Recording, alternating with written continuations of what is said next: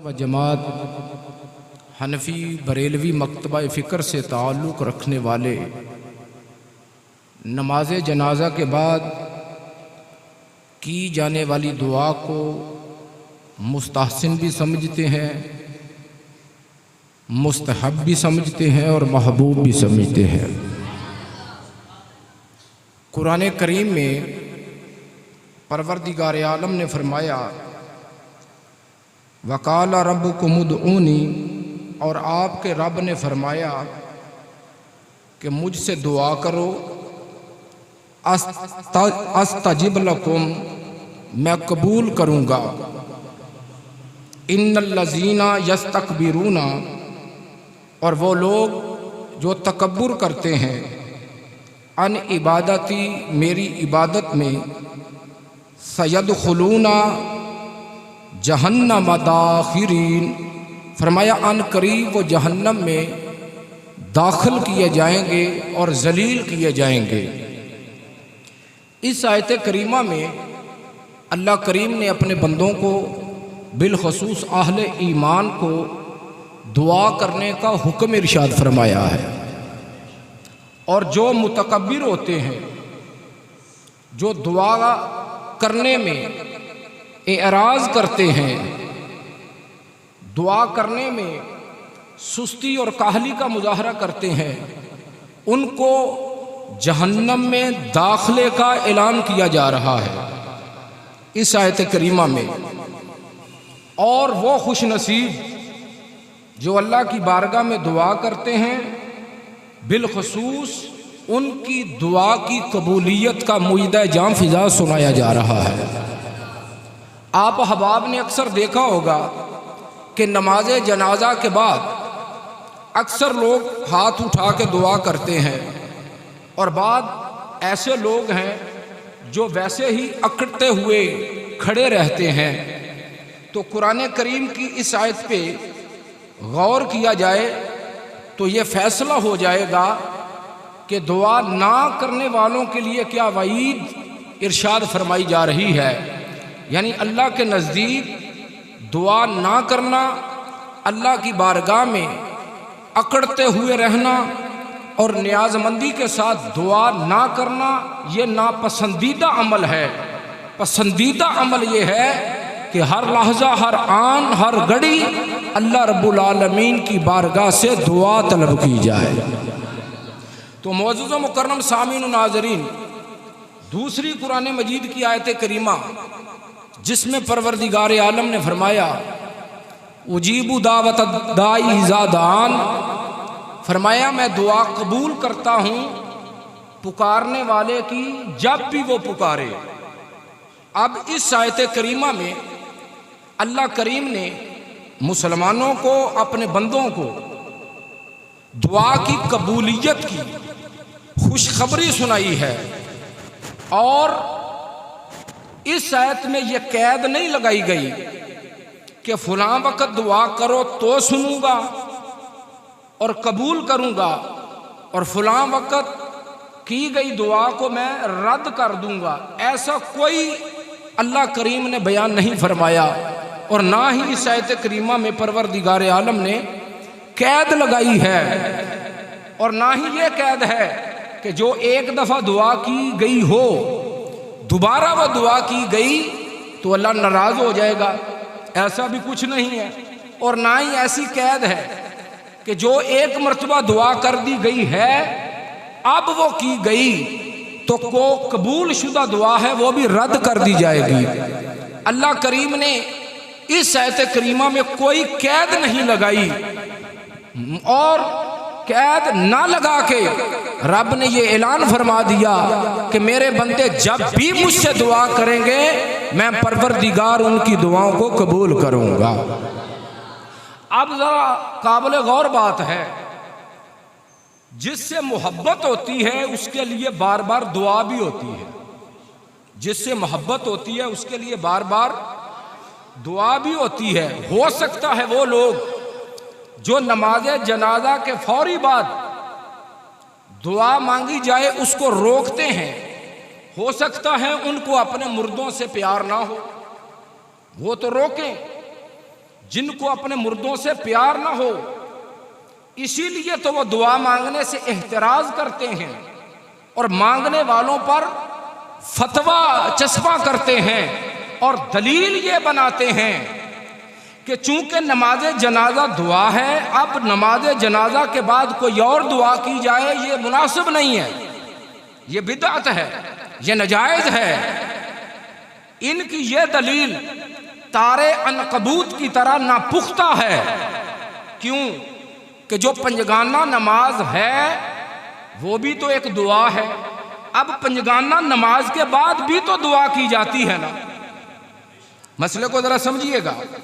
اب نماز جنازہ میں سب سے پہلے کیا پڑھا جاتا ہے؟ ثنا۔ پنجگانہ نماز میں سب سے پہلے کیا پڑھا جاتا ہے؟ ثنا۔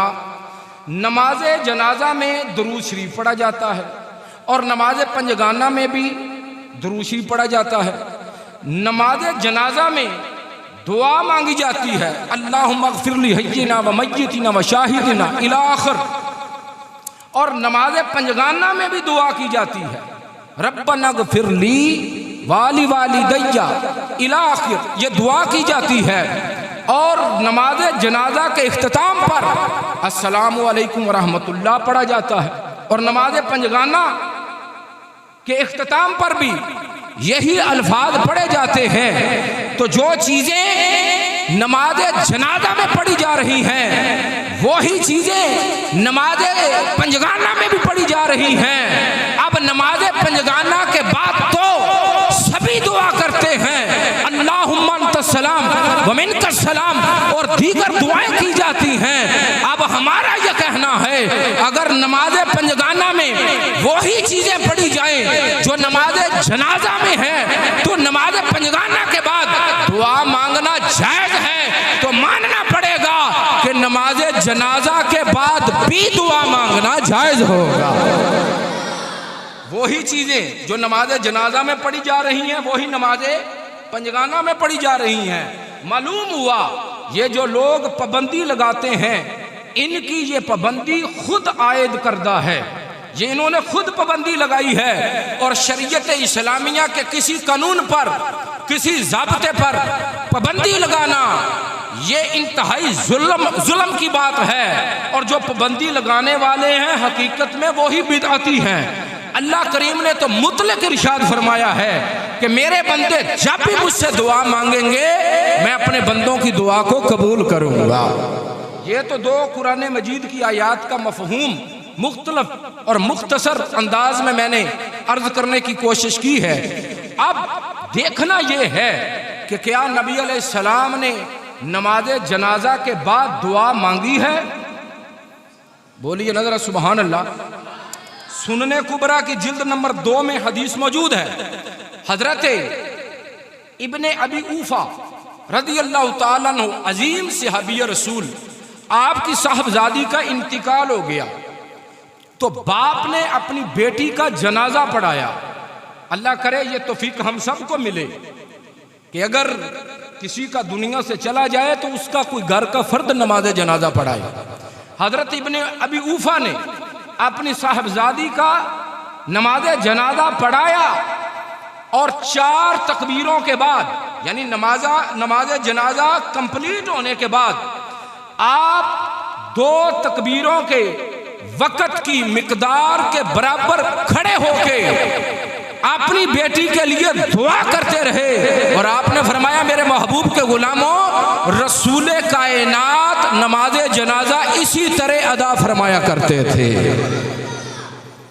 اب اللہ یا رسول یا رسول حق چاہیے،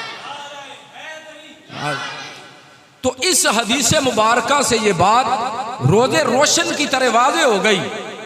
اگر حضور نماز جنازہ کے بعد دعا نہ مانگتے ہوتے تو ابن ابی اوفا سے میرے آقا کے دیگر غلام کہہ دیتے کہ اے ابن ابی اوفا، حضور نے تو کبھی دعا نہیں مانگی، آپ کہہ رہے ہیں کہ حضور اسی طرح نماز جنازہ پڑھتے تھے اور نماز جنازہ کے بعد دعا مانگا کرتے تھے۔ کسی صحابی کا ابن ابی اوفا پر اعتراض نہ کرنا، سوال نہ اٹھانا اس بات کی دلیل ہے کہ میرے آقا زندگی مبارکہ میں جس کسی غلام کا بھی میرے آقا نے نماز جنازہ پڑھایا ہے اس کے لیے بعد از نماز جنازہ دعائے بخشش بھی فرمائی ہے۔ یہ صحابہ کا عمل بھی ثابت ہو گیا اور حضور کا عمل بھی میرے آقا کے صحابی نے بیان فرما دیا۔ اب ذرا توجہ کیجئے گا، یہ نبی پاک علیہ السلام کے تمام صحابہ کا عمل ہے۔ امام سرخسی اپنی عظیم تصنیف المبسوط میں ارشاد فرماتے ہیں، اور امام سرخسی وہ ہیں جن کو تمام مکاتب فکر کے علماء شمس الائمہ کے نام سے جانتے ہیں۔ المبسوط میں حضرت عبداللہ بن سلام آپ کا وصال با کمال ہوا، نماز جنازہ پڑھا جا چکا تھا۔ حضرت عبداللہ بن عمر تھوڑی سی تاخیر کے بعد پہنچے، لیٹ ہو گئے۔ تھوڑی سی تاخیر کے بعد جب آپ پہنچے نماز جنازہ مکمل ہو چکا تھا تو آپ نے دور سے آواز دی، فرمایا میرے محبوب کے غلاموں، اگر نماز جنازہ میں مجھ سے سبقت لے گئے ہو، یعنی میں نماز جنازہ تو نہیں پڑھ سکا، اب مجھے دعا میں ضرور شامل کرنا، کیونکہ میں صحابی رسول کے لیے بخشش و مغفرت کی دعا کرنا چاہتا ہوں۔ یہ میں نے مفہوم پیش کیا ہے۔ تو حضرت عبداللہ ابن عمر رضی اللہ تعالی عنہ کا اپنے محبوب علیہ السلام کے غلاموں کو یہ کہنا کہ اگر تم نے سبقت لے لی ہے نماز پڑھنے میں تو ذرا قیام کرنا، مجھے آ لینے دو، دعا میں مجھے ضرور شامل کر لینا۔ اس کا کیا مطلب ہے کہ تمام صحابہ کا یہ عمل ہے کہ اگر کسی صحابی کا جنازہ پڑھا جاتا حضور کے زمانہ مبارک میں یا حضور کے بعد، تو حضور کے غلاموں کا ہمیشہ سے یہ طریق رہا ہے کہ جب نماز جنازہ ادا کر لی جاتی تو نماز جنازہ کے فوراً بعد فوت شدہ کے لیے بلندی درجات کی دعا بھی کی جاتی رہی۔ تو معلوم یہ ہوا کہ ہم اہل سنت و جماعت جو اپنے فوت شدگان کا نماز جنازہ ادا کرتے ہی فوراً اکٹھے ہو کے دعائے مغفرت کرتے ہیں، یہ ہمارا طریقہ نہیں، یہ وہ طریقہ ہے جو لجپال آقا نے اپنے پاک صحابہ کو سکھایا ہوا ہے۔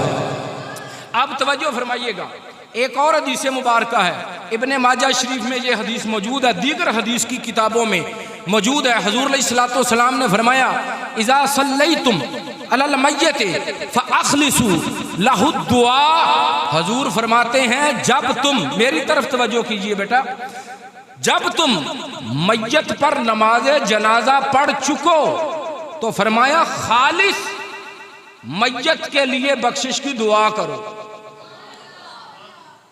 اذا صلیتم علی المیت فاخلصوا لہ الدعاء، فرمایا جب تم میت پر نماز جنازہ پڑھ چکو، نماز پڑھ چکو تو پھر کیا کرو؟ خالص اس کے لیے دعا کرو۔ اب یہاں ایک اشکال ہے، وہ ذرا توجہ کے ساتھ سنیے گا۔ اس حدیث مبارکہ کا مفہوم یہ بھی بیان کیا جاتا ہے کہ حضور کی اس حدیث کا مطلب یہ ہے کہ نماز جنازہ کے دوران جو دعا کی جاتی ہے اس میں اخلاص پیدا کرو، اس میں کیا کرو؟ اخلاص پیدا کرو۔ ہم کہتے ہیں یہ مفہوم ٹھیک ہے، لیکن بعد از نماز جنازہ دعا کرنا اس کی ممانعت کوئی ثابت نہیں کر سکتا۔ کوئی بندہ حدیث مبارکہ ایسی پیش نہیں کر سکتا جس میں حضور نے فرمایا ہو کہ نماز جنازہ کے بعد دعا نہیں کرنی، بلکہ کرنے کا ذکر موجود ہے جو میں نے عرض کر دیا ہے۔